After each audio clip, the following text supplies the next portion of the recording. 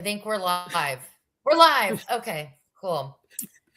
Hi, Marcia. Hi. Hi. I'm about to do to you what people do to me, and I imagine if you feel like what I'm about to do to you, like how I do when people do this to me, then I think it'll just be another bonding moment. But so I hate when people sing Michelle My Belle. Yep, Marcia. That's where we're going, Marcia, right? Marcia, thank you. I know. Get it out of your system. Go ahead. I thank you. I'm gonna get you a nickname, okay? Like we're gonna get you a nickname. I'm really good at picking nicknames. They come to me. They choose me. So as soon as it comes out of the ether, we'll get you a new name. All right. We'll let everybody know. So I'm sorry about yesterday. Thank you for doing this again with me today. For real. I'm excited. It's good to see your face. Yours too. One of the reasons I really wanted to have this conversation is, well, I guess I should start with like what you do, right? So like I got connected with you because you are in the deep spiritual warfare workings of identifying and breaking contracts and binding cords and whatever else fits in those, categories. And I'm very interested in that work because, well, one, I've definitely experienced how it can work for me. And I've also experienced what happens when those things are going on and you're not always aware that's what they are, right? Like what the cause is, you're just feeling the effect. But I'm very interested as well as trying to connect because my thing with my decodes is showing people that physically there are major identifiers for this cabal, right? And how they operate, how they function, what their system is, right? And this system is part here, but a majority of it is spiritual, right? Like it's human counterparts pulling out, right? So people tend to kind of dismiss like, oh, it's like God's over there on the other side of the veil. Death is, I because I used to be like, right, disassociative. It's unrelatable. So you just tend to put a separation block. And so with your work, you see how much it comes over into this reality. And with my work, I want to show how the seals and even the legal system, the legal language is derived from the spirit realm so that people can get more grounded, aware, and start to really protect themselves, right? Yeah. Well, like, it's crazy because I never intended to do this work. I just went on looking for answers for Chris. And then I had a reading with Christy Campbell, and then everything just started from there. I never, hell, I don't know what I'm doing half the time. It's just coming to me. I don't know logically, but like on a soul level, it's just coming to me. And it's just like lately, it's just getting faster and faster. And I'm just like, bam, bam, bam, bam. But one thing I've definitely found is the rituals are blowing my mind as I keep digging deeper with people and seeing how deep it goes. My mind is just blown. I am constantly writing down new things to disconnect people from that I'm doing after the book, which is unbelievable amounts of the tethers crap. And the binds and the contracts. You have no idea. You're breaking up a little. It never stops. And it's so deep and it's so intricate. And what I'm finding is if you don't know the details, if you don't know the exact hooks, you can't get it with like a blanket statement of I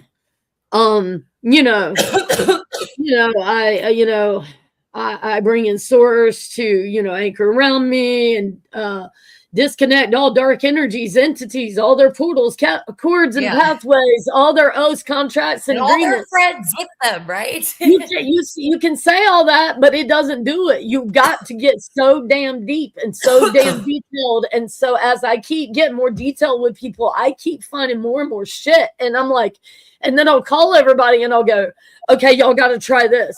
And they'll try it. And then I'll unhook everybody that will unhook it. There's some people that do stuff with me and then just, don't really connect much. And then there's some that work with me every single day almost, for all kinds of things. So they're all people that I've worked with at least in some aspect. And it sounds like the X-Men or like you know what I mean? Like I can imagine that's what I've felt underneath. And when I think about it logically, I literally sit over there and go, what the hell are you doing, Marcia? Yeah. But when I get it. But when I get out of that and I go in the heart and I just sit in meditation, I'm able to just feel my way through things. And that's how I navigate. Yeah. And it just tells me, do this, try this, tell this person this. And I'm good at like putting the patterns, like pattern recognition, I guess. And then, and then working with that. Anyway, so it makes sense. It does. I want to ask you a question if that's okay. It's really interesting because, if you'll forgive me just for being long-winded here for a second, it'll come around. First of all, you're right, like how intricate it is, right? And like you have to be very specific about who you're addressing because clearly there's another consciousness there, right? Okay, so you have to be very specific because this is just an opinion what I'm about to say, but it's kind of like coming through like from my higher self. I kind of feel like the reason why that is because these rituals are basically incantations. They're spells. It's magic, right? Essentially, you're using the energy and the elements to manifest some kind of outcome, right? And in this case, it's a etheric phone charger cord for the soul into the spirit realm. And so the reason why I think maybe it is so intricate is because of, and these are just my thoughts and I want to know what you think. I think it's because the way we are experiencing time, it's on a linear fashion, but the soul and the higher self are multidimensional, right? And from my personal opinion and just research on what they call time is, I think the past, present, and future are actually all simultaneous or parallel universe. I think it's all playing out at once, and that it's like they're all like right fractions away from each other, just slight differences, right? That's where quantum almost like just like compartmentalization, almost just like altars or compartmentalization. It's like there's a lot of that just going on, and there's trauma always behind that compartmentalization.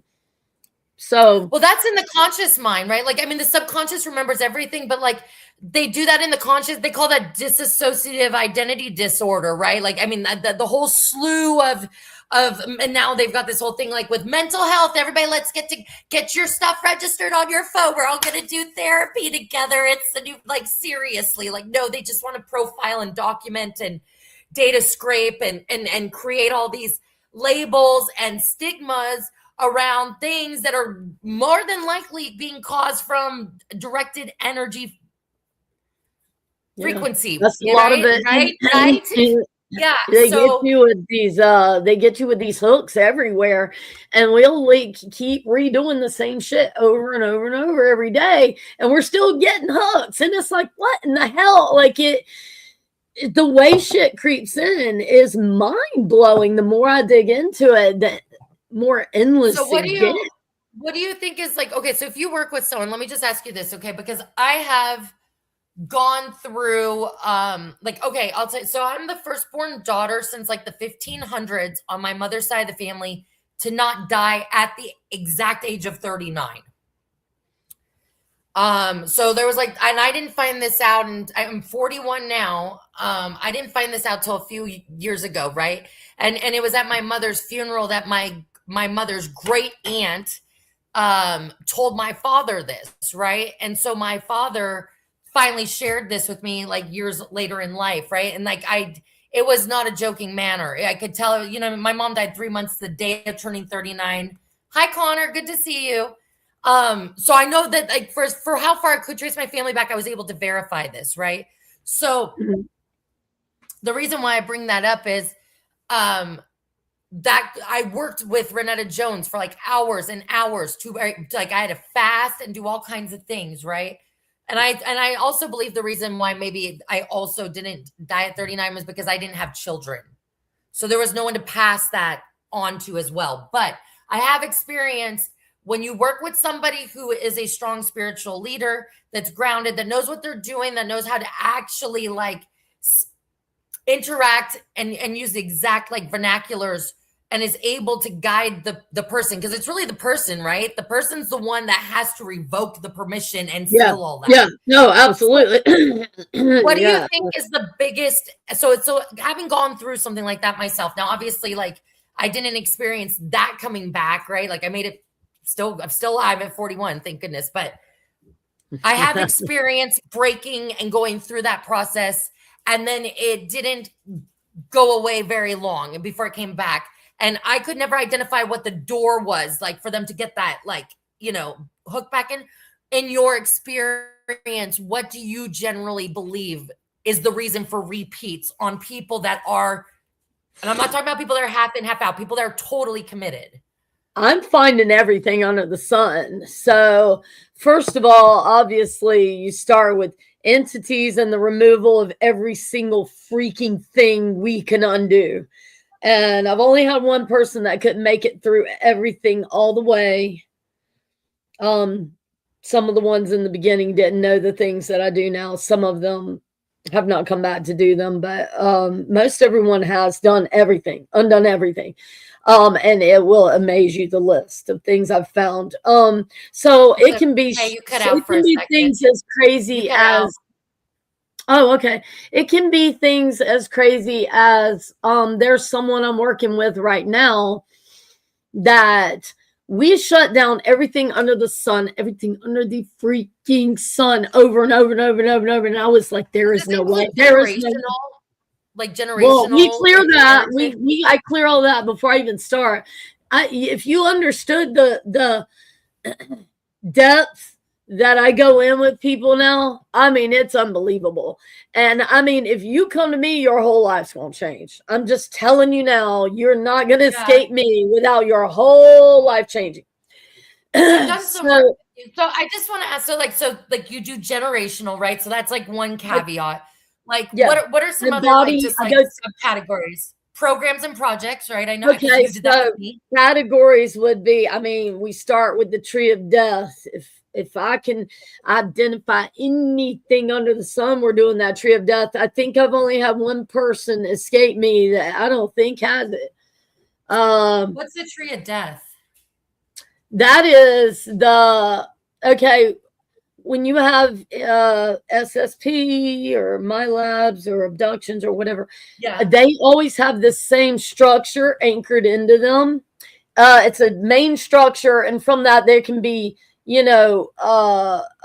branches off of other things. But this main structure is called the tree of death, and it anchors them into these core demons and these core rituals, and it anchors them into their energy centers, like their chakras and things like that. It anchors them into their auras, like it anchors.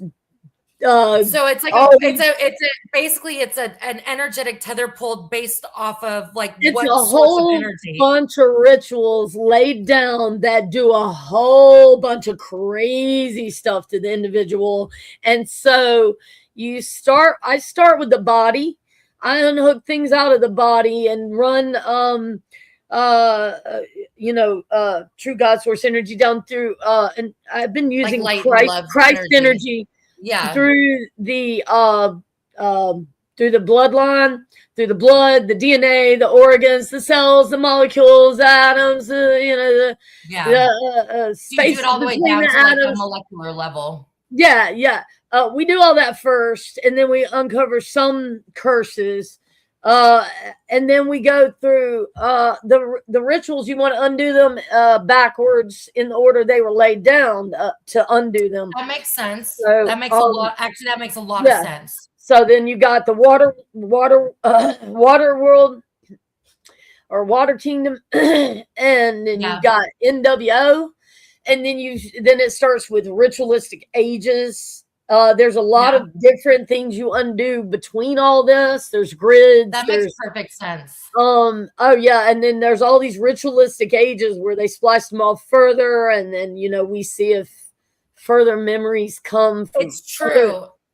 That I'm really glad you. Sorry, not to interrupt you, but so I know what. All right, so between the ages of 4 and 10, these children are. I'm trying to be very vague because I can't. I've been getting shadow banned. So basically, my research into who is controlling the world in their hierarchy. One of their main focuses is identifying through blood types what they call hierarchy or assets. Okay, and these are ages 4 to 10. Assets are used to make money, and then they're not coveted. They're just a resource. The hierarchy, although they are coveted and they end up being in, like Musk, right? Perfect example. Or Zuckerberg. They end up in positions like that, or over at like Klaus Schwab, right? So they end up on the world stage, and they're coveted, and they're. I mean, not that the UN or WEF is, but for the most part, like people are like, oh, SpaceX and Tesla and the Boring Company, and he's going right, and it's just like, anyway. So the reason why I bring this up is because I know specifically some of the rituals, right? And one of them, is their security team, right? Their security team are knights, and they usually have a bloodline lineage that is werewolf or vampire, right? And the werewolf side of it is definitely DNA genetically, like generate the thousands of years of loyalty of their family to this.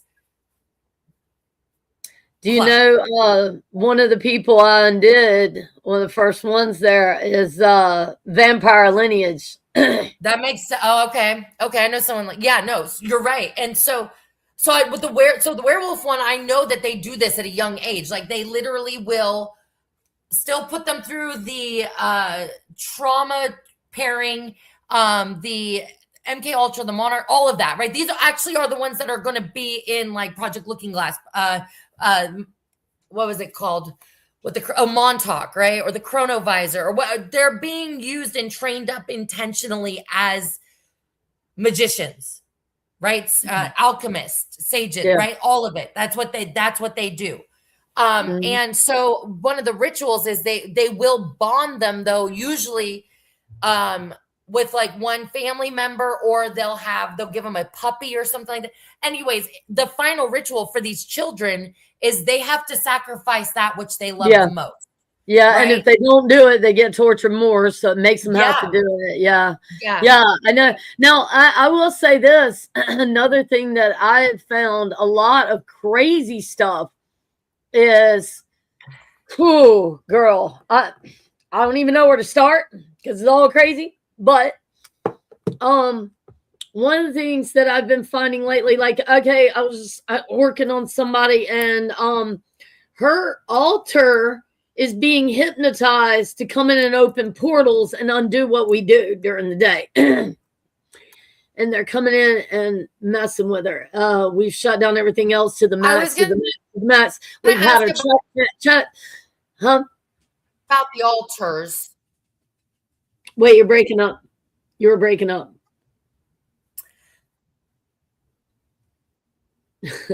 Here. Hi. There. That was great. I know, right? All the time. Yeah, they do that. You and I had like a moment. We were like, thank you. Thank you for the energy exchange. Thank you so much for that. That was beautiful energy.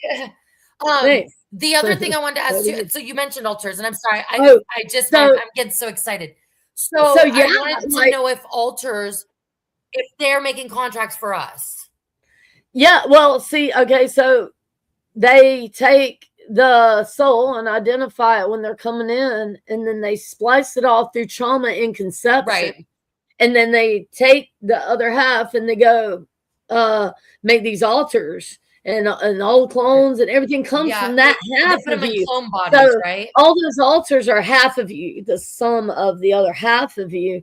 And they all originate from what's called the twin. So when you're spliced off, you have your equal spliced off, and it is called your twin.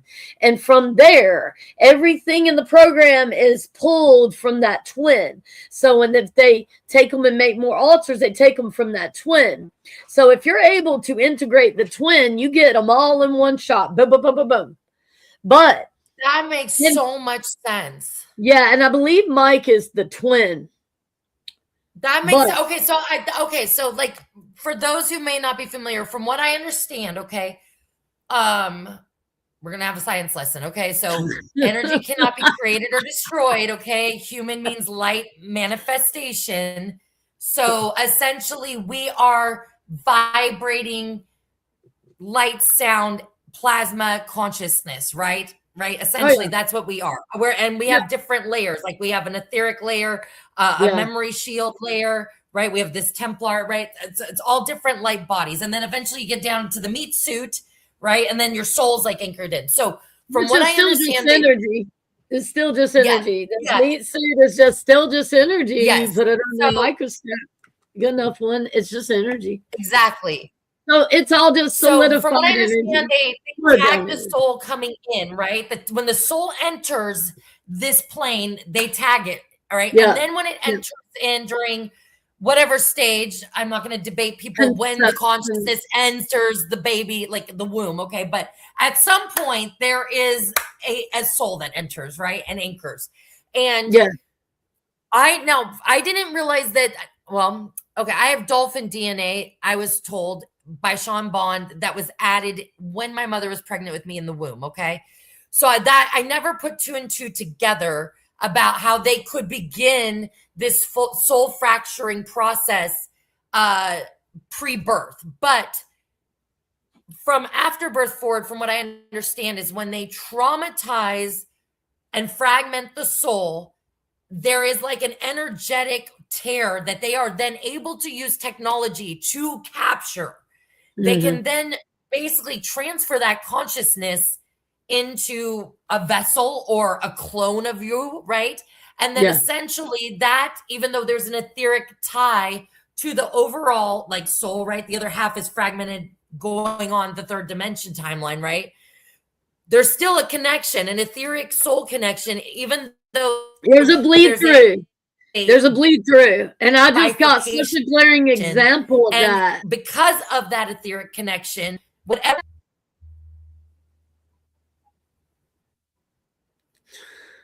Is that why they're interrupting us? Yeah, here, do it now. Do it now. Go ahead. Say what you're going to say. Go. Do it now. Go ahead. I'm clearing it. Just say, so basically, they have soul transferring. Go ahead. You go. Yep. Got it.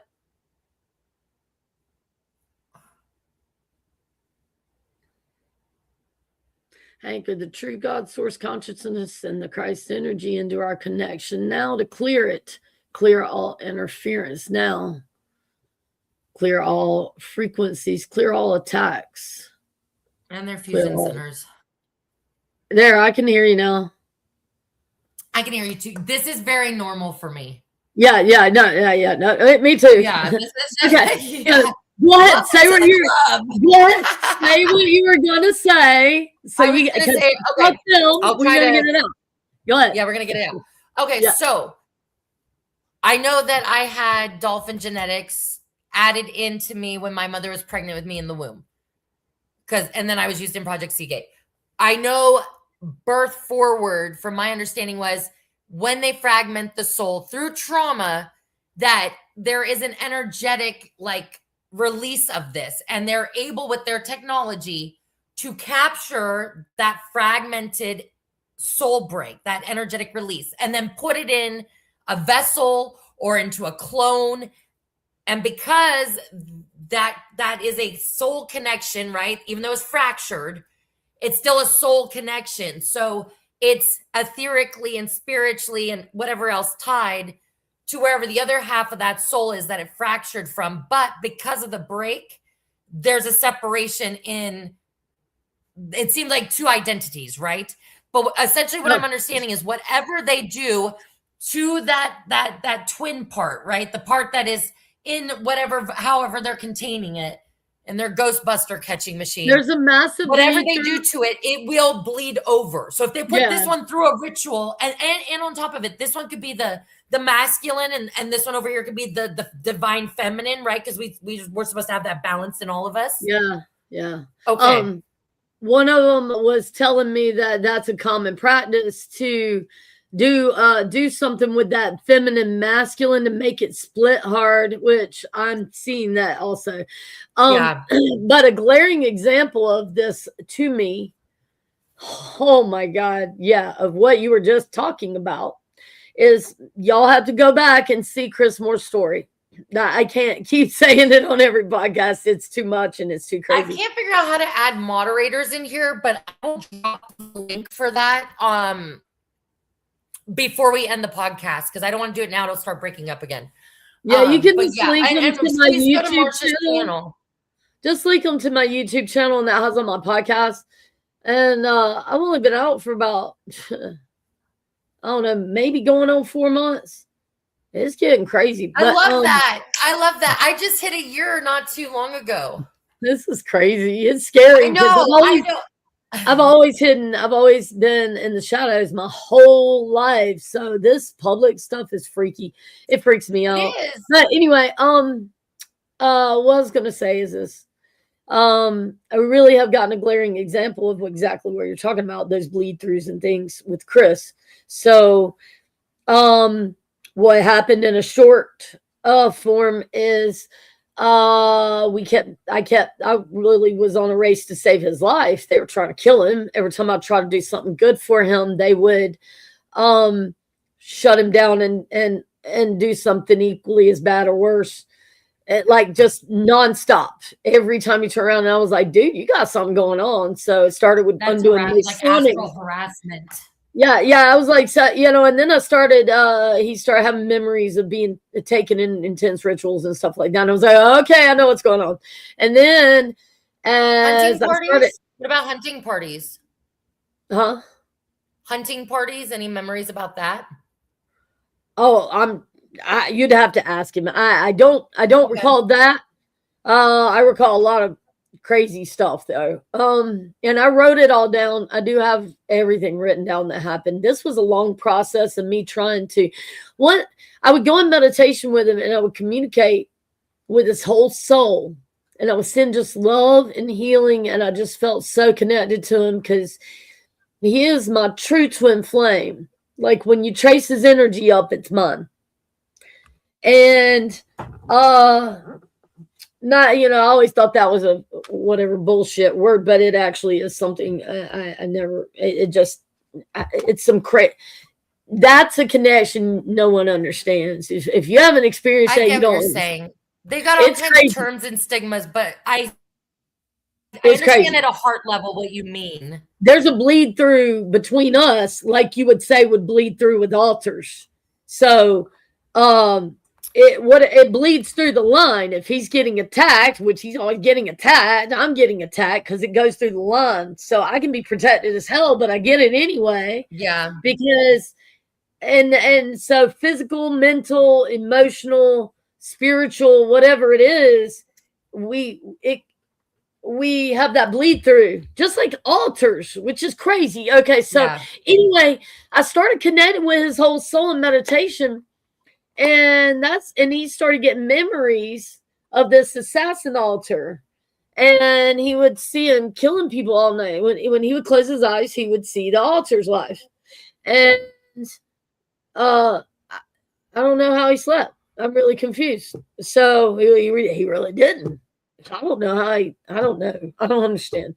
But anyway, I kept punching through. Interesting. Yeah, I kept punching through to the altar in meditation, and I started seeing him. And every time I'd connect with him, I would just burst out in tears, like bad. I could feel his pain coming through me. And Yeah. it was intense. And so I could see him, and I kept sending him love and healing. And then I saw him go rogue.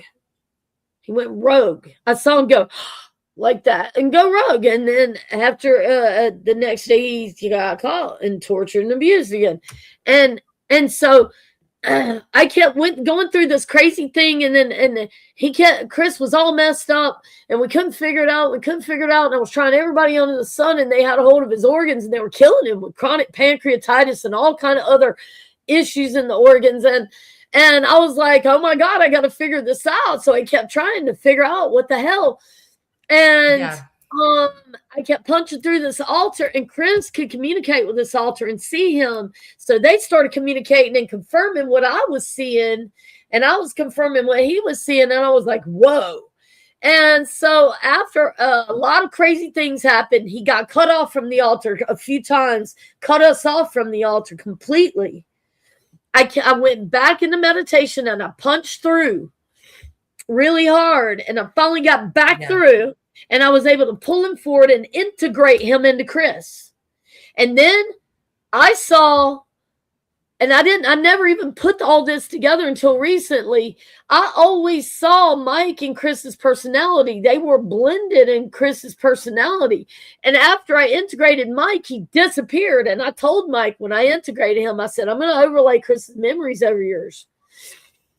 And when I would see Mike coming forward, there would be physical and mental problems. So I would push Mike back. I would wrap him with love, and I would push him to the back of the personality.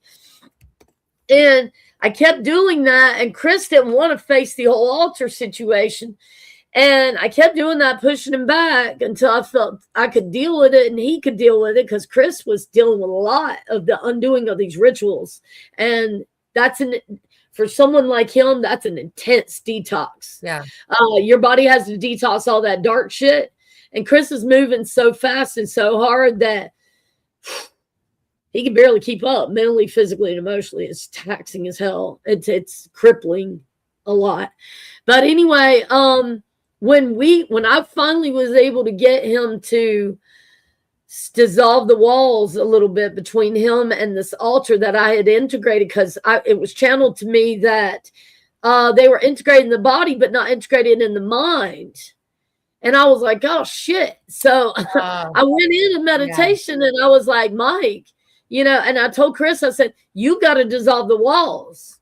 And after I told him that, that's when I talk about all that on other podcasts, but it's a long story short. Mike started coming through, and the next thing you know, Mike popped through, boom, as a full-on altar, taking over the personality and full memories of the SSP and of everything I did to integrate him. And I'm able to ask him questions of what it was like. Yeah.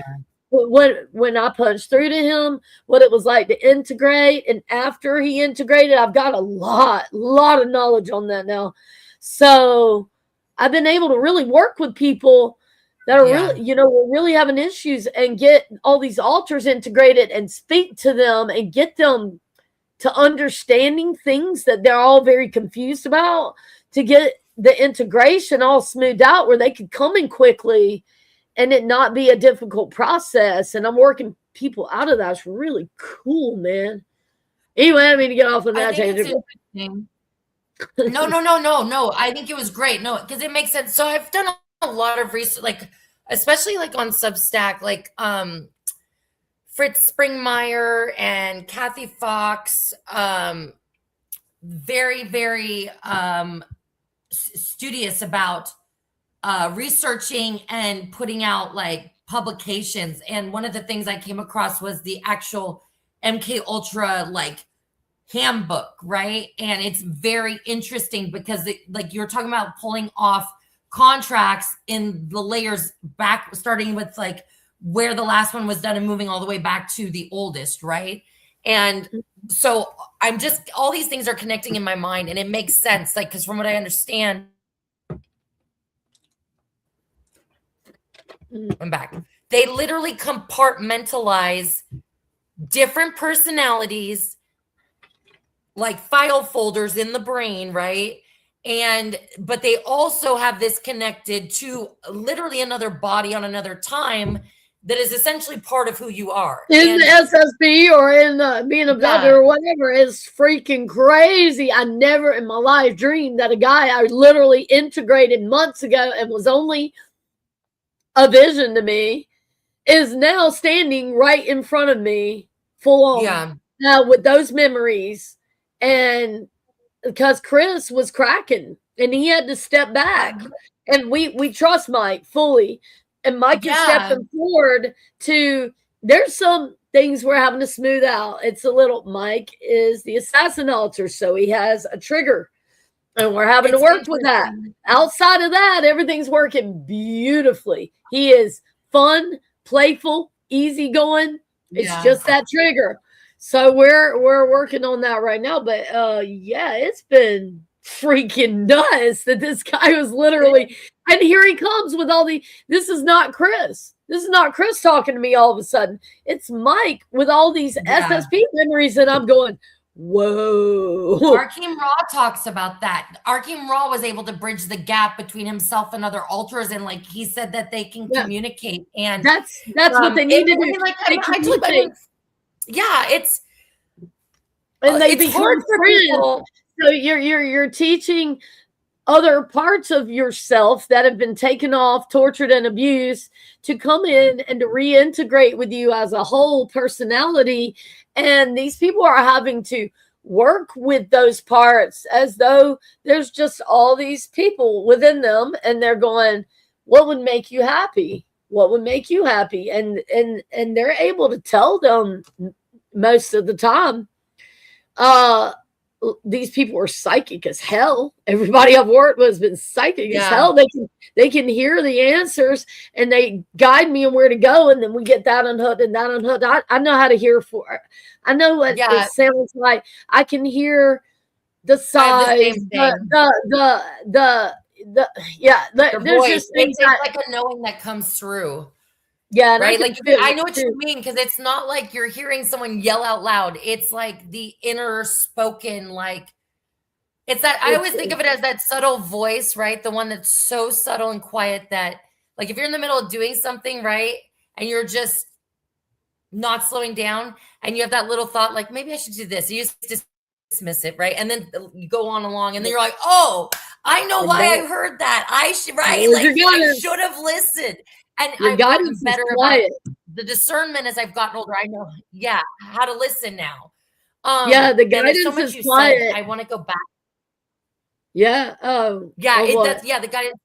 So I want to talk a little bit about some of the research that I do. And one of the things is, I talked about a little bit ago, hierarchy and assets, right? Minions that are being relocated and utilized for two very different purposes. All right. And so from what I've learned, and this is no fault of anybody's, okay? Like I do not want to make this a discrimination thing.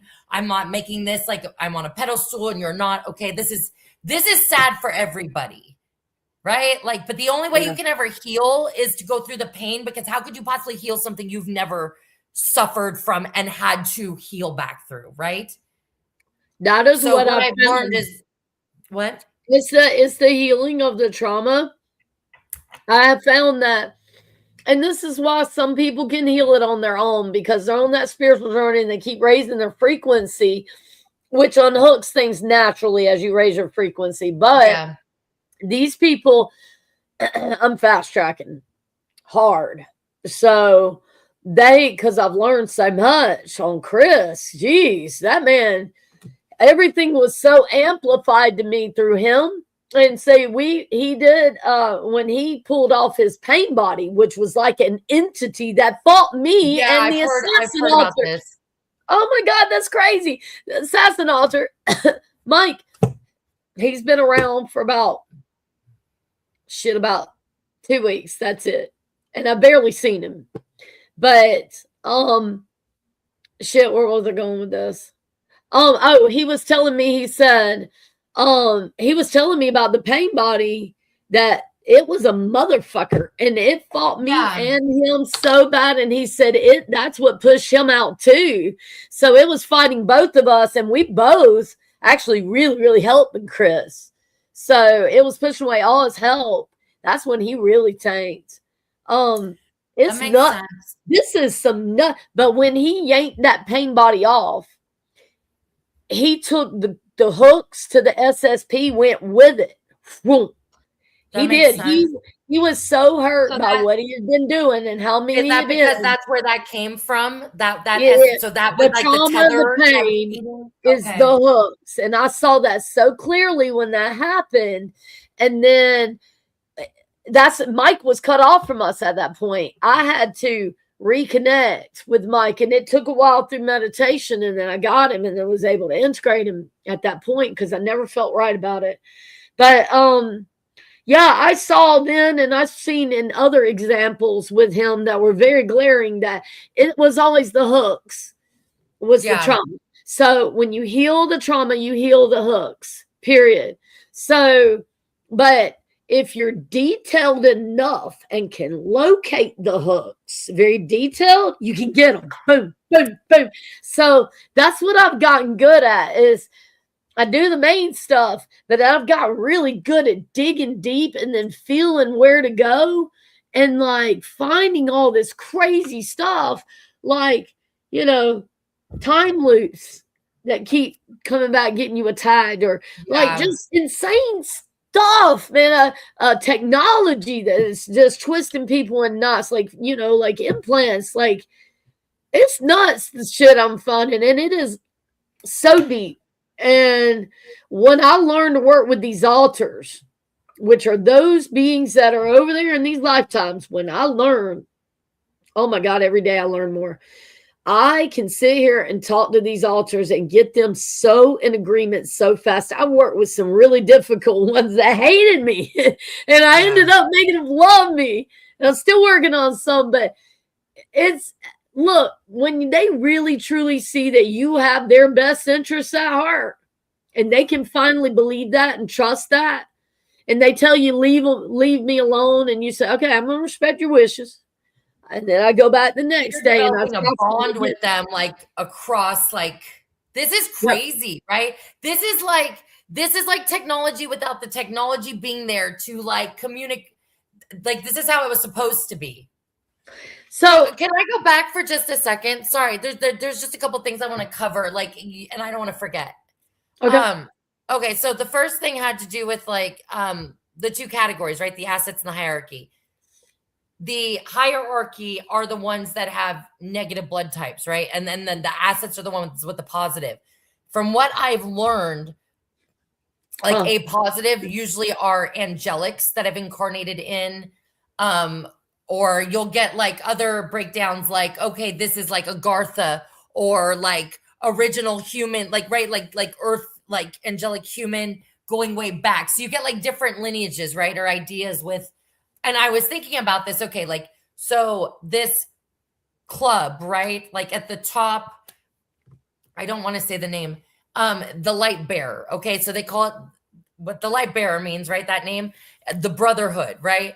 So if I was living in the domain, the kingdom of the enemy, then what would I do to souls coming in that are coming intentionally, right, from that realm which I have fallen, right? It's like, just track this with me. So I would definitely, if I was, identifying what I consider to be my nemesis, I would be using them for the most deplorable things, right? Like, I'm not saying me personally, I'm saying maniacally. This is like, I think the word devil literally means evil, like of evil, right? Like DE, meaning like of, right? It's like literally of evil. It is the definition of evil. So Yeah. Why would they not be? And on top of that, I personally believe, like you said, they tag the soul when you come in. I think the moment you open your eyes, that there's literally like psychological like stenography going on from the moment of inception till the For moment sure. that you right die. I think all of that, I think there's a team assigned to you Yeah. that is psychologically profiling everything. So at the moment Yeah. of what we call death, they can put on the grand production of how your soul thinks to see if they can get you to come back around one more time, right? So Yeah. anyways, all of that. So the altars thing, so that's what the kids, right? So, and I think it's because of this. I know that the main purpose behind all of these rituals, right, is because they want to create, they have to use humans because of free will to do their bidding. Okay, so it's just listen. That's it. There is free will. Yes. So they have to, and why would these people be willing to do that? Well, it's because they believe when they go to hell or whatever their punishment is, right?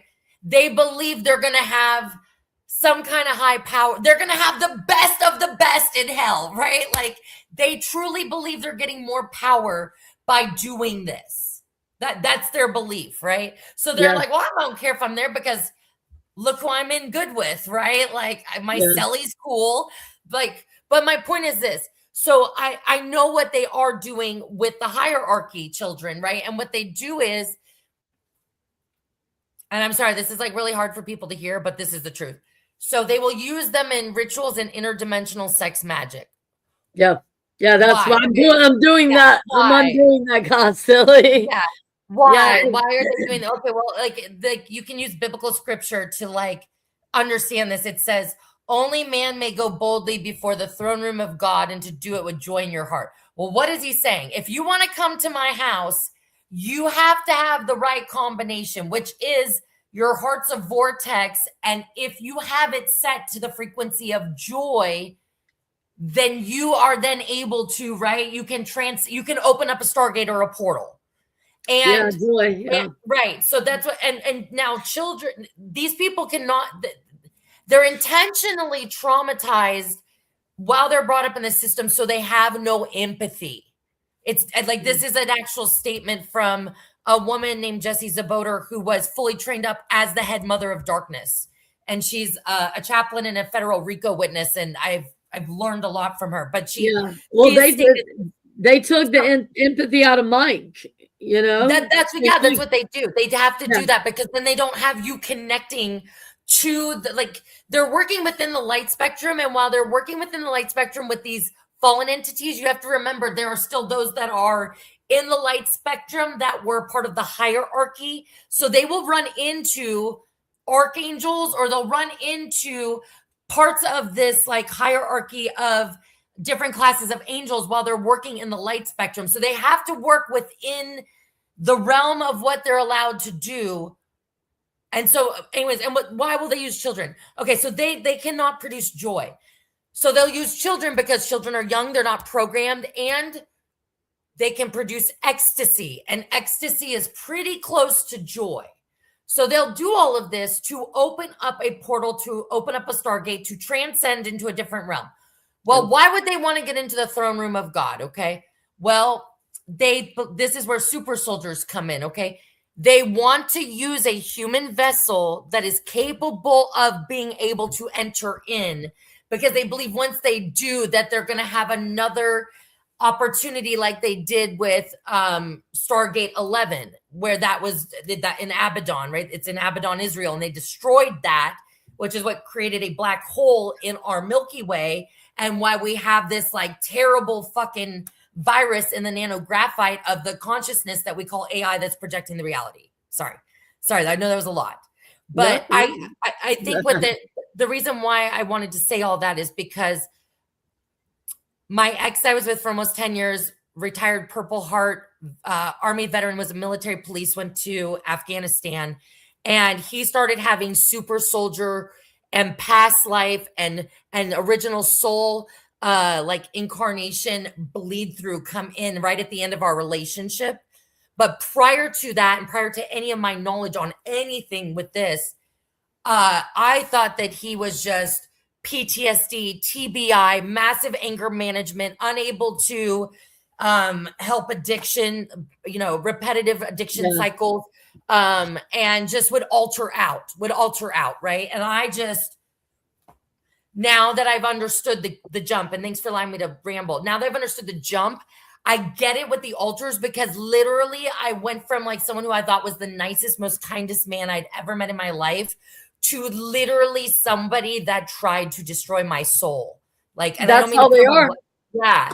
Well, and I couldn't understand where this came from overnight. Well, I'm finding that those types of altars right there that you're talking about, I've been able to talk to them enough and say certain things that really they take note, and they're coming in and integrating, which as it's happening, I'm telling them what I've learned with him so that they have a clear path and a clear understanding. And the altars, I'm learning through Mike that it's confusing for the altar when they come in. They've only seen this reality. Okay, so for Mike, he's only seen Chris's life through dreams, just as Chris experienced him through dreams. That's how they experience each other's life. They're meeting in the Dreamtime societies. Yeah. So when interesting. When Mike, I know. Tell me about it. It's crazy. So when Mike came in, they were not integrating the mind yet. And we kept pushing Mike back. But when we stopped pushing him back and I told him to dissolve the walls, boom, here he popped forward as a whole different person. I was like, who the hell are you? I knew him because I've always seen the bleed through. But I don't know him because his memories and everything is completely different. I asked him, how did you experience me? He said it was dreams. He said it was very strong. You punched me very strong. And I know I did. But it was interesting. And now he's in front of me, and I was only a dream to him too. And it is the craziest shit I've ever seen in my life. I was like, oh my God. So I am learning this new person, Mike, who I know his energy well, 100%. I know him and I trust him 100%. However, okay, today Mike went to work for Chris a whole full day by himself for the first time. Man, that would be amazing. Imagine you're like, I worked 30 hours the last 2 days and I was sleeping the whole time. I went down there this morning. I said, okay, why don't I get that kind of? That's not the side effect I'm having. I started doing energy work on him, and I told him to. I said, please behave yourself, please. And I was doing energy work on him, and I was calming that down. And it's so weird, dude. Check this shit out. I always worked on Chris and projected through to Mike. Now I'm working on Mike, projecting through to Chris, who is in the background now. And Mike told me, he said, it's like sleep. He said, when I come forward all the way, it's like Chris goes to sleep, and he needs that mental rest right now. And when he comes forward all the way, I go to sleep. That's what's happening. I'm like, holy crap. That's really interesting. So, dude, oh my God, it's so crazy. So I am sitting here talking. I am sitting here working on Mike, like trying to communicate with Chris, who's, he's cracking a little bit. So I've been like pushing it through to Chris and healing. And I'm communicating with Mike at the same time because I can just do it mentally. And I'm going, Mike, you come. Here's some good energy, because I can really light him up. And he felt great when he left. And then everything seemed fine. But then when he got home, he was telling me that he did get a little edgy. And he said, I think they can tell it isn't me. Oh, and he told me the funniest thing. He said, I was like, oh, my God. He goes, Mike went to work and he has memories of a lot of it, but he don't have full access to everything. And he told me, I said, what do you do? Like, you can get the information. He said, it's like getting files. Takes me a minute, And he did not have it. Some things are he fuzzy. Went to work, but he didn't know how to do the whole job. Okay, so a lot of shit is fuzzy, right? So he went to pick up this guy's wife. And Chris would have known. I forgot how to drive. Okay, no, listen. Chris would have known that this guy's wife would have been stranded up there, but it was Mike and he didn't know. So he left this guy's wife stranded, and then he was like, oh shit. But he comes home. Oh wow. I don't even know if I should laugh at that. So it's not. I don't want to laugh because I'm going to end up being someone's wife stranded. They're literally leaving each other freaking notes. He said that's the best way to do is leave each other notes. So he left Chris a 2-page note, and he left him all these nice gifts to make him feel better. It was really nice. Like, and actually, to put the toilet seat down. She likes that. Do what? So remember to put the toilet seat down. She likes that.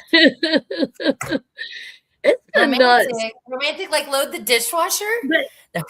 But dude, the I'm finding altars is a big thing, and working with those altars is unbelievable change with people, and I'm getting super fast. And then of course unhooking anything we can find. So even I've found that now if I'm undoing a ritual and a memory comes in, we stop what we're doing and we go into that memory, as long as it doesn't feel like an entity trying to distract, because I have to really watch for that. And that happens a lot. But if it feels like a memory that we need, I'll stop and go into the memory, and I have a maker, a source, and healing down into the memory and down through it, and to stop whatever, and to disconnect all the contracts, oaths, agreements, blah, blah, blah, from that memory. And that has given people a lot of relief too. There's a lot of crazy shit I've learned to do that is just blowing my mind. I've gotten really good really fast. I don't know why. It's just... massive. I had something similar happen too, because I had no previous experience, and shit just like it. But it's kind of like I don't know, like having amnesia, and I guess and then it wearing off. That's the only way. But I do want to ask you something. Like, have you heard of Caligaro Grafossi? Have you? He's okay. He speaks English, but he's Italian, and I've watched him for like probably almost close to 10 years. This is worth hearing. So he has an interesting technique, and he has an interesting team that he works with, and this is what he does. So he's certified. He does hypnosis and he puts people in, like he does it live. Okay, he does it live. You get to watch the whole thing. It's a whole process, right? He takes them under, and he has a remote viewer, or like basically a seer that works with him. She is the eyes. She's able to see, and she's able to like audibly explain, like, oh, there's a reptilian here, and right? Okay. So what he does is this: he'll take the person under, and let's say this person's like, I don't know why I always seem to like get my life put together, then I'll self-sabotage. Or I don't know why, like I attracting violent men in my life, right? Right, like something like. And a lot of that is programs too. A lot of that type of shit is. What he'll do is he'll regress them, right? And then every time, I also saw him do this. He had 2 parents with a child that was nonverbal autistic, so the child wasn't present, but he still was able to like it. Anyways, it was interesting. And after that, the child became verbal for like the first time in life. So there was something to it. But what he does is this: he always ends up identifying that there's some kind of an implant with a tether or hook. And usually it's always like a reptilian or a gray. And they have like, right. Yeah. It's always like this, right? And there was also one I saw where he took a person back to when they were at the moment where they were going up the tunnel of light and deciding if they were going to reincarnate or not, right? It turned out that Jesus was a Draco, and the soul decided, you know what, I don't want to go back, and then was confused and like, what do you mean? Like, I thought this was like death, like this whole thing was a production. Now you want me to know? I don't even know what to go do, right? Like, so he was confused about how to move on. Like he felt betrayed and lied to, right? So it was nice to see that carries over, but basically what he does is he has that person open up a portal, put all their fear through it, seal it off. Then he tells them, okay, you're going to imagine a big ball of light. Your whole body's illuminating. And while you're filling up, you're going to tell these entities to disconnect. They do not have permission to be connected anymore. So they always disconnect, right? Or sometimes they'll laugh and be like, yeah, whatever. But like, as soon as he starts this process of filling it with like this great white light, it always works, right? So and when you're telling me about this process and you're going through, it's like it seems like there's something to this, right? Even if there's different techniques or words. Yeah. Look, everybody's giving consent all day long because they wind the consent through everything, as you know. So what we have to do is really offset that consent. So after I undo the rituals and I get the bulk of it, they will have to go back and reread the book and undo the rituals more times. It took me probably my 7th or 8th person before I stopped feeling shit unhooking off me, and I was an easy one. I was very easy. So that's part of it too, right? Like you essentially are the enemy of the enemy. So, and I feel you on this because it's like, but these altars are our greatest assets. I just put out a podcast called How to Take Out Reptilians because I had an assassin altar that did that come forward and tell me what he did and what they were trained to do. And I said, ooh, I love it. I'm going to put it out. But these guys know. You keep saying assassin altar. I've had 3 men in my life. I want to say this correct. It's not like they were back to back to back, but I mean like the 3 men in my life spread out over a decade and more of time. All 3 of them were SSP assassins. I found it's like they find me. Well, and I think pretty much everybody has assassins because they make gazillions of different kinds of everything. They do a warlord. Yeah, they make them. Yeah, there's queens that are difficult a lot of times because they have a lot of status. So what we've been doing is, since we sever off their crowns and shit, I've had some come through and they were sad, and I said, I'll give you even better crown. And the last thing I've been doing is pulling source in to give them a crown from source and Christ energy. And they are happy after I do that. You see what I mean? So it's being creative and working with them just like you want a person. And I'm finding they're coming in wanting simple shit. Simple. So they want basically like protection. You are healing and you're the therapist and you're the friend and you're the like sacred space for these altars, like, right? Like that's essentially what you're doing, because I never even considered altars being a tactic like that, because it seems like everyone with altars is just like cut them off. No, we gotta get ready. Absolutely do not. What you need to do is communicate with them. Here's the thing: they're half you and they can hear you. I can talk to you right now, just like this, and your altars can hear you. And I tell them a lot of things to make them understand. One of the last things I've been telling them is, look, a lot of people I work with, they've been in a long time, and I tell them, I have learned that the longer you're in there, the less chance you have of getting out. Who's to say you're going to wake up the next life or the next life and have the knowledge you have now? If you don't get out now, you may never have the chance. You may just fizzle on out of existence. This could be your last chance. So I'm communicating with these altars. I'm explaining what happened to them. I'm explaining how to get out. I'm casting protection around them while they do it. I'm explaining them what happens after they come in, because I got a very clear picture of it now by working with Mike. I understand how it works now. I understand. And I put some of these last couple podcasts I put out are about that. They're about what I've learned by talking to him. It's really beneficial that you're doing it every day with like the same person, because a lot of, and no judgment to look, I have no hypnosis experience. Like I'm not doing that kind of work. So please understand, like, I hope this doesn't come across ignorant, but it seems like you would almost need to have that kind of like clinical relationship because of the fact you actually haven't actually integrated the souls back together, right? Like they're still in one body over here and one body over there, right? So you still at some point have to right? Yeah. And that's what I wanted to ask you. I have to convince them a lot.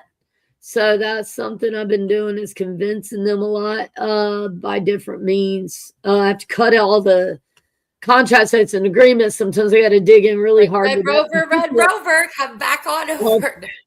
And then I have to explain, what it's like and help them after they come in. And it's confusing for everybody involved. Yeah, I wouldn't want it. So I'm watching people alter out, boom, boom, boom, boom, boom, boom, boom, like this.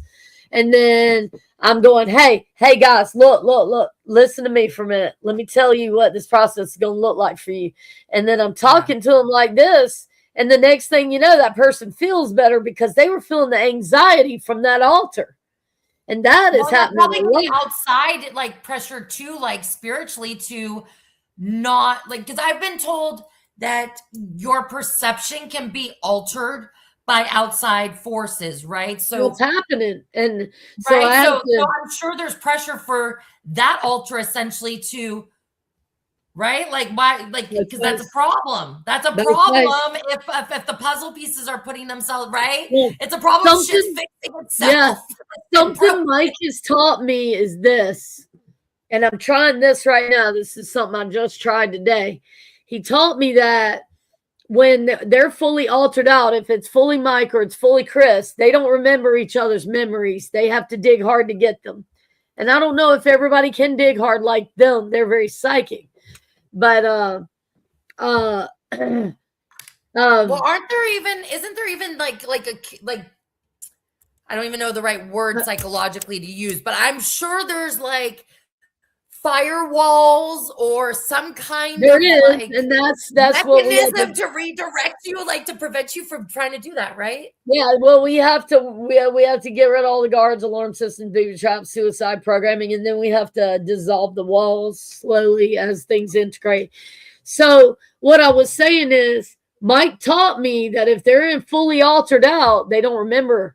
But if they're not, and they're in a blended state, which is what I knew Chris to be when he first moved here, then it's different, and they both share the memories. So now when I'm like today, I got one of them that's having some altar issues, and I said, look, can you do me a favor? Can you just relax for a minute, and can you try to pull all your altars forward right now with you blended to hear this message? And then I'm speaking to all of them at the same time. Speak to them all at the same time, and then they calm down. Because those altars are anxious, and that is a bleed through, and they're inside of you. So you're feeling their anxiety. And I had a lot of that going on. Couldn't figure out why she was anxious. Few of them. I was like, what in the hell? What entity? Whatever. Come to find out, it was altars that were anxious of what was happening. They were scared. Even after they integrate, they're scared. They're confused. So once I learned that I got it now, man. I'm telling you, I'm fast now. If they can hang on with me. Made me think of that movie Freaky Friday, right? Freaky Friday. You remember that movie? Like Jamie Lee Curtis, and the newer one was Lindsay Lohan. Remember that they wake up in each other's body, right? They like wake up and like her daughter's in her mom's body, and her mom. Could you imagine? Like, you know what always freaked me out? If I woke up and it was my dog and I that switched. Yeah. That's what freaked me out. If I woke up and my dog and I switched because... Well, basically they wake up in your body. These altars wake up in your body, and they don't know what in the hell. And I'm finding of the altars are liking to come in and eat sweets. I did a video. Yeah, they can't have sweets. So they're all craving sugar and sweets. For candy. I can't get Mike out the sweets, and a bunch of other people, their altars are wanting sweets. So I said, well, they should invite me over to eat in their timeline. Maybe their fridge is more full than mine. I don't know. But like one person that told me her altar wanted candy bars, and I said, oh, then after that I saw Mike with the candy bars, and I said, oh my God, these guys are wanting sweets. And that's what Mike was telling me. He said, we can't have it. We had to stay fit in the military. And I'm like, yeah, banana Slurpees every day over here, and I don't know why.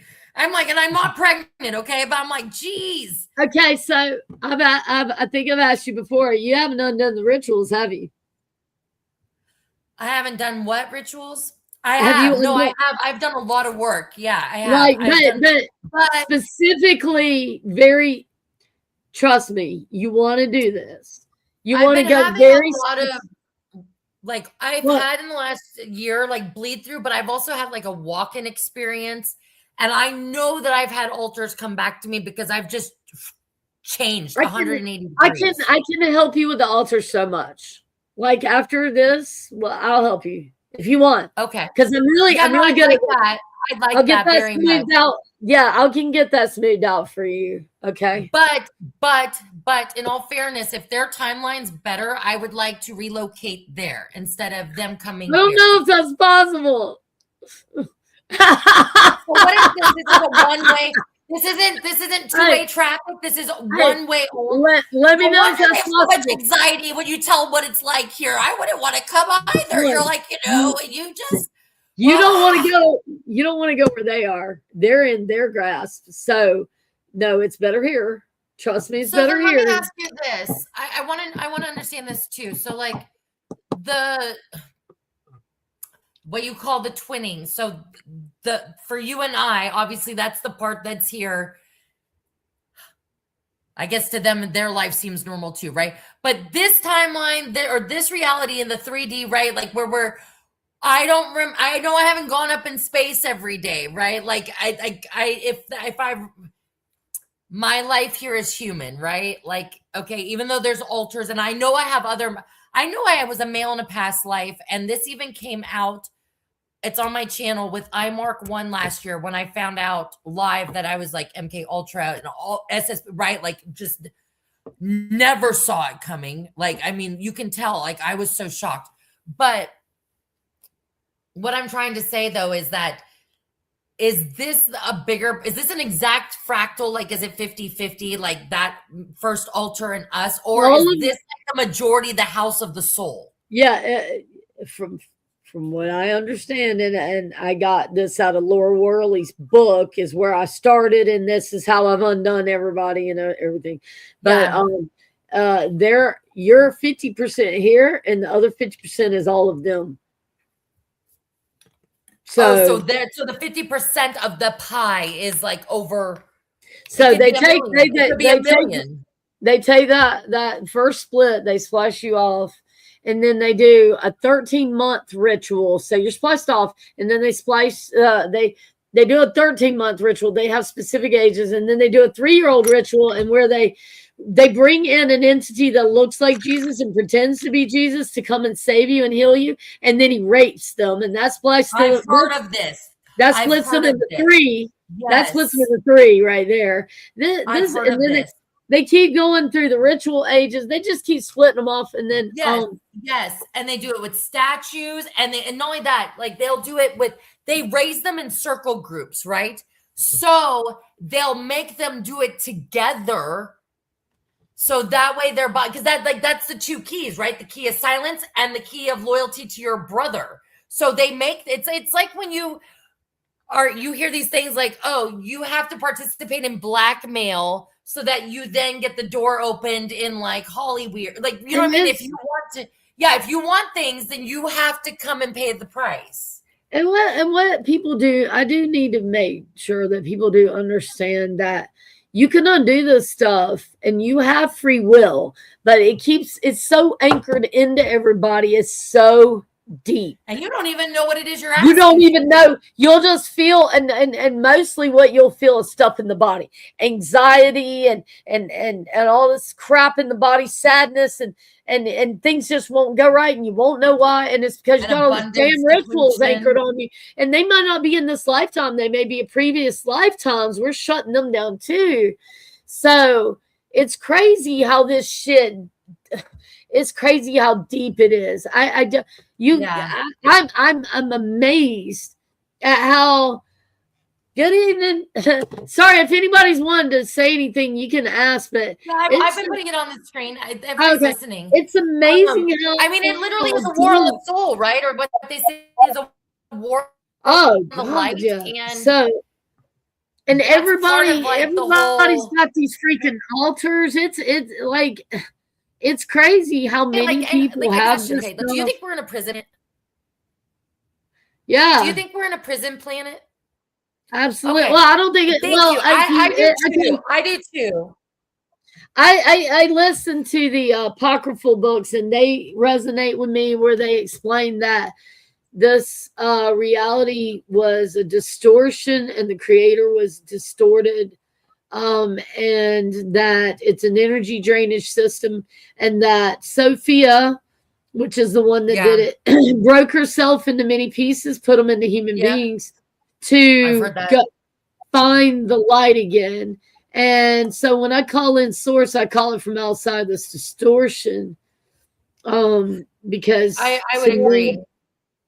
I've actually heard that it's like that like it's layered on top of ours, and that it was like the Sophia was like the original like projection of the like reality. I feel that we are all fragments of Sophia. When I was a kid, I always felt like, one day, like everything would come together, and it makes sense. They say we're one and everything. Well, I think we are Sophia. I think we are one creator being. Lots and lots of people have memories of being right there with source, right below source, creating things. And so I feel that we're all like multidimensional, all the way up to 12 dimension beings. If that's, I've tapped in the 12th dimensional state and bring that down, and that's very powerful. But if we're operating on those levels, it's like, okay, this way I see it. To me, Mike and Chris's experience was like a dream within a dream. Don't get me wrong. It's very real. It's very real. But like our reality here, to me, is a dream. This is a dream within a dream, and I always knew when I was a kid this was a dream. I think we're like Avatar, dude. Yeah, and it's a fractured off part of us. I think it's literally like the movie Avatar. Yeah, and it's a fractured part of us down here in this distortion, where the majority of our being is up there on these higher levels. So that's what I'm experiencing. I can't read that. You have to read them to me. She just said, awesome discussion. I can relate to many of your experiences. Well, cool. So she's a wonderful person. Hey, so are you.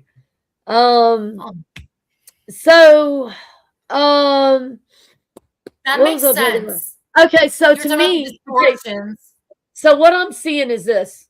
We're this larger being on a larger level. We're the 12th dimensional. We got all these fragments down here in this distortion to heal the distortion. And then from that, there's more distortion that went off and had these SSP experiences. When that distortion healed, it came back to the core consciousness. Now, it feels like to me, and I know this sounds really weird, but this is what I keep getting.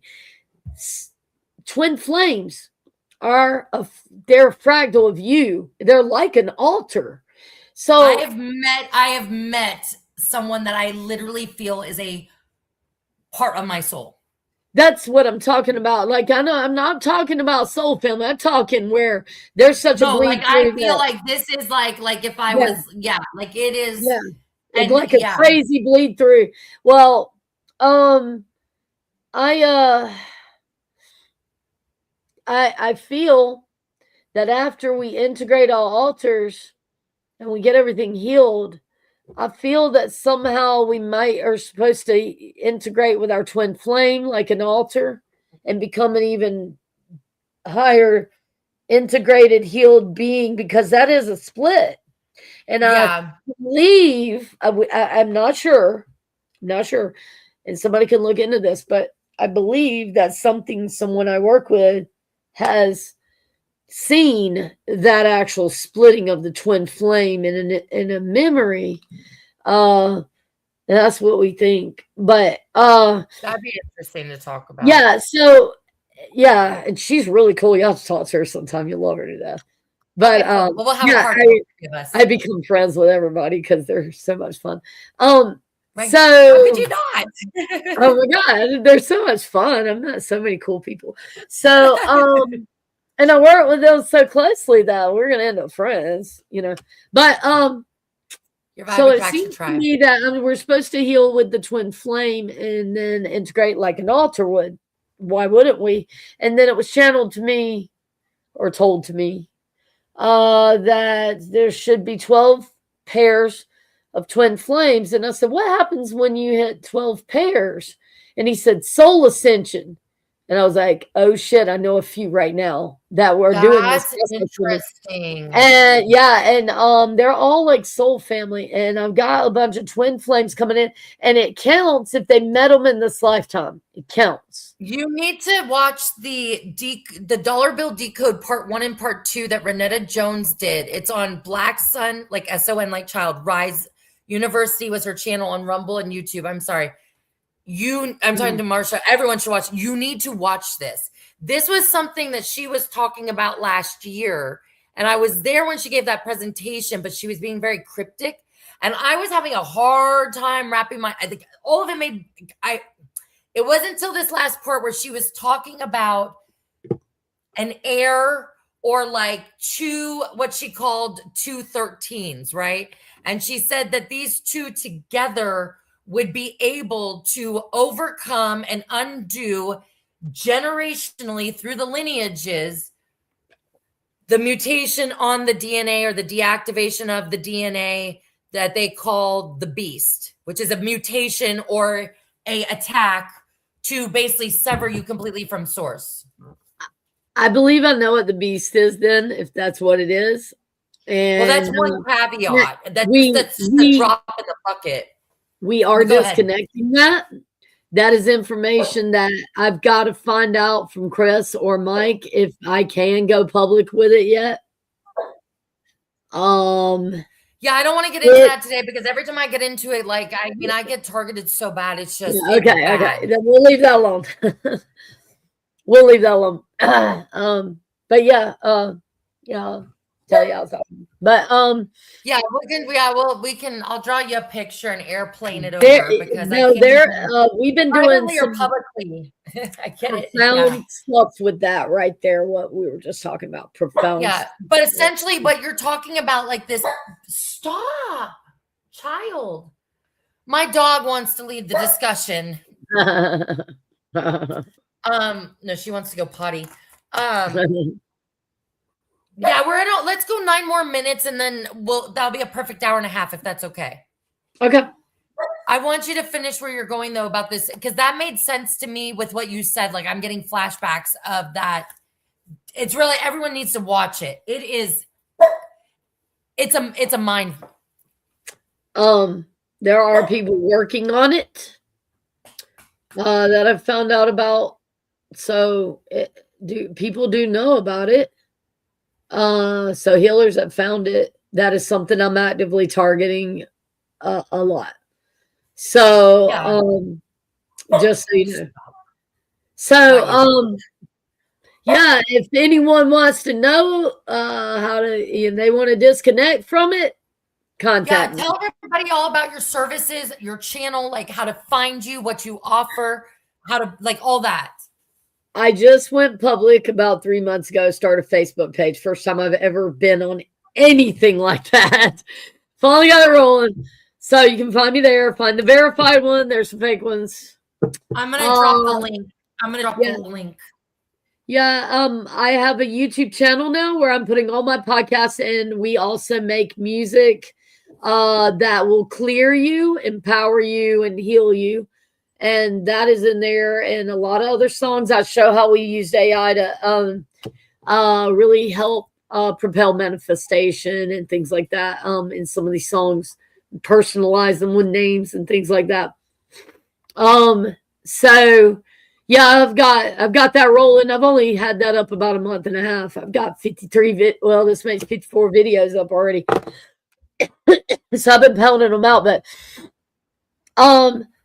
what I offer, okay, so my YouTube channel is called Make the Ether Obey, and you can contact me at Sadie SATI_333 at yahoo.com. And what I offer is, most people need the tree of death if they're coming from me. Only one person has not needed it, to my knowledge. So that would be I am doing it. I just put it at 333 to cover the fees, so I can at least get 300 out of it, which is an unbelievable price because I spend forever with you. So it is not about money. I'm only just doing months. I mean, you work months with people, don't you?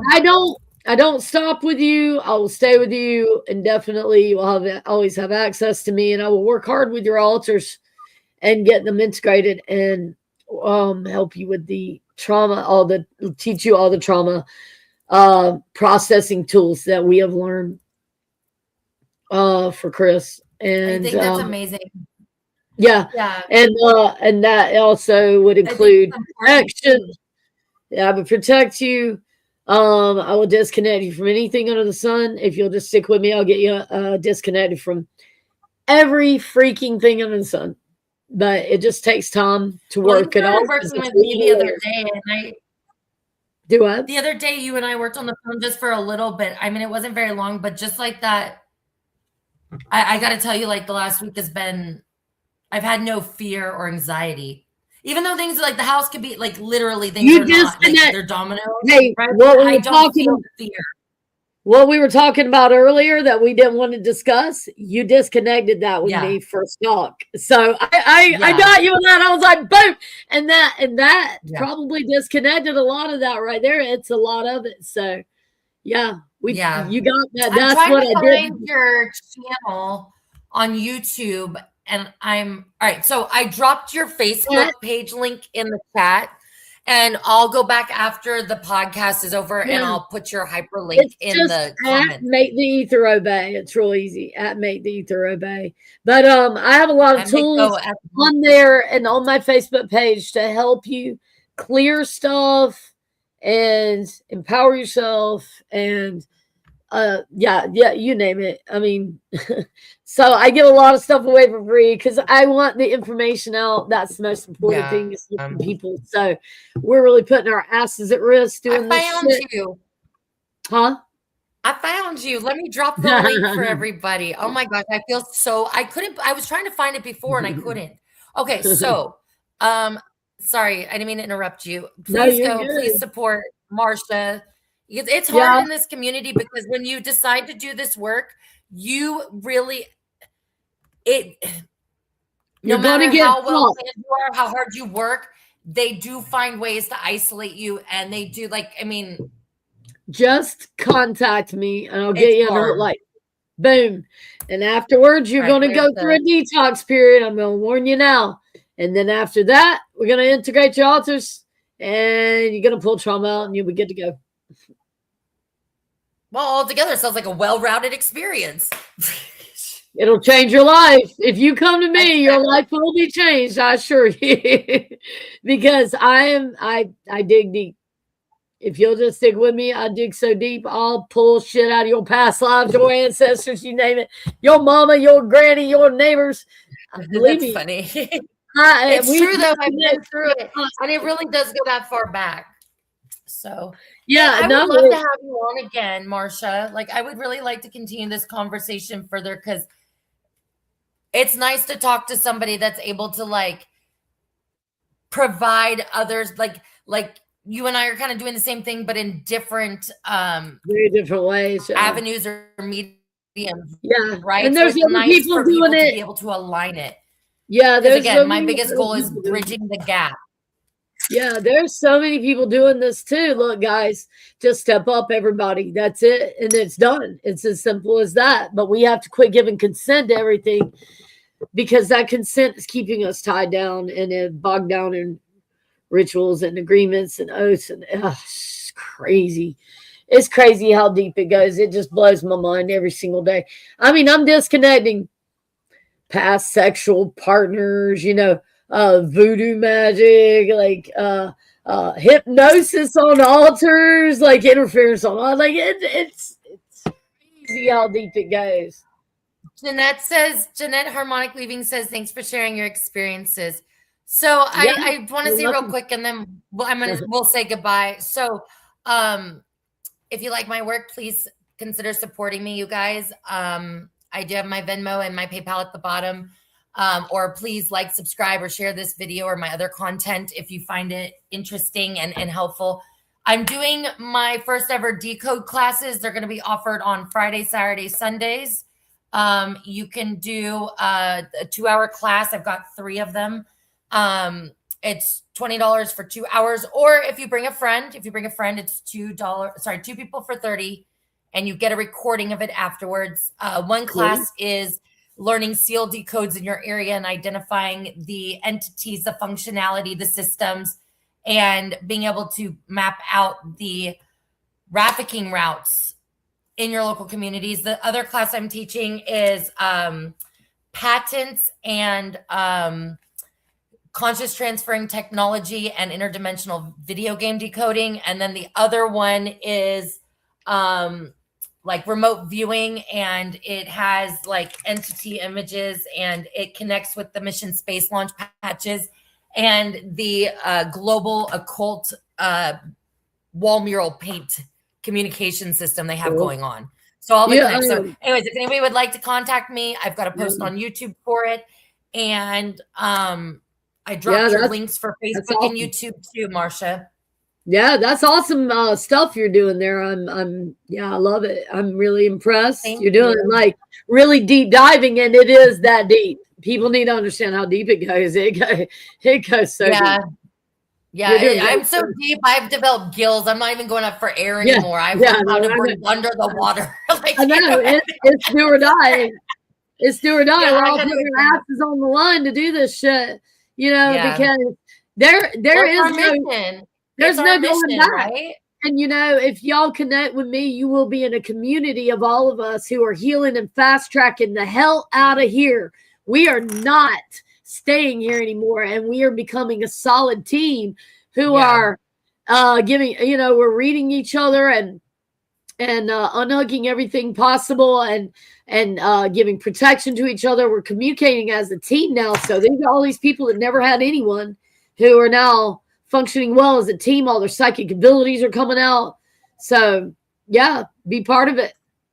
Thanks for being part of it. Thanks for seriously, thank you for carrying a torch, because from one person to another, like, there's nothing like picking up a baton and carrying it, and you didn't even know like what a baton was. So coming out swinging. I love you and thank you. Yeah, love you too. You're awesome. Yeah, thank you for all you did too. All right, y'all. All right, we're out. All right, I'm about to end the feed. Everybody have a good night. Yeah, have a good night, everybody. Each other. Okay.